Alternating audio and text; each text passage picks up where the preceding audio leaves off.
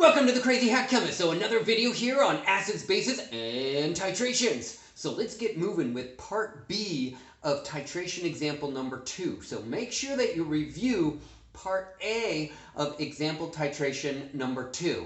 That's where all the initial information is for this particular problem. So bam! So titration example number 2, part B. We're going to calculate the halfway or the midway point calculation here for this acid-base titration. So it's the same equation applies as the point before the titration begins. That is, we already did the ice table that we used, okay? However, it's important that the concentration of the conjugate pairs are equal. This is what will drive the calculations for this halfway or midway point. Okay, refer back to the graph as well on this problem because this is in the buffer region. Okay, this is the equation that we had for part A of this calculation, which is ethanolamine plus water yields or produces the conjugate acid to ethanolamine plus the hydroxide ion. Okay, so what's important here at the halfway or the midway point is the concentration of the conjugate pairs are equivalent. So if we write out the Kb expression, okay, then we should be able to figure out what to do mathematically, and it'll be super simple. So here's the Kb expression. That is the conjugate acid to ethanolamine times hydroxide divided by ethanolamine. So what is the same here? The concentration of the conjugate pairs are equivalent. And if the concentration of the conjugate pairs are equivalent, we can cross those two out because they are the same. Now, we were given the Kb already in this problem, okay, and we need to put that into here. So what we have remaining is the Kb is equal to the hydroxide ion after crossing out the concentration of the conjugate pair since they are equivalent. So the Kb is 3.2 times 10 to the negative 5. That's equal to the hydroxide ion concentration. So from here, we need to get the pH. So we're going to use Kw. So Kw is equal to the hydroxide times the hydronium ion concentration.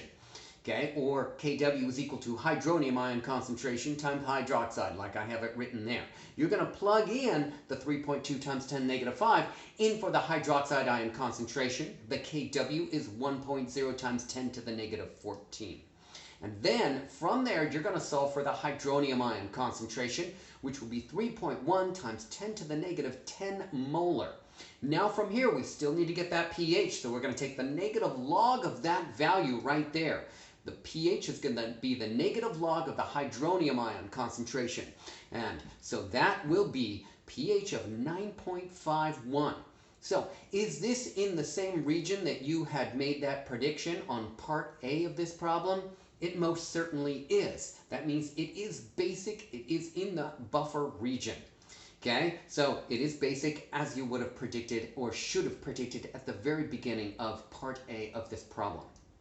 Okay, so mathematically at the halfway or the midway point, the pH is equivalent to the pKa. So I'm going to show you that right here as well. Here's the Kw. The Kw is not only equal to hydronium ion times hydroxide ion, but the Kw is equal to the Ka times the Kb. Now I have the Kb and I know the Kw. So I'm going to plug in those values. The Kw is 1.0 times 10 to the negative 14. I'm going to solve for the Ka. I was given the Kb initially in this problem at 3.2 times 10 to the negative 5. I'm going to rearrange this, divide both sides by the Kb, and solve for the Ka. So the Ka is 3.1 times 10 to the negative 10. You should see that this value corresponds to the same value as the hydronium ion concentration, which makes total sense here.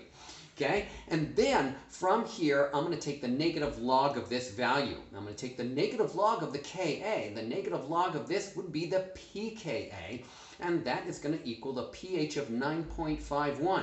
Is that the same pH that we got before? Absolutely it is. So it's just verifying the math that we had done before, but it's using a different process. But the concept is still the same, and that is the concentration of the conjugate pairs are equivalent at the halfway or the midway point.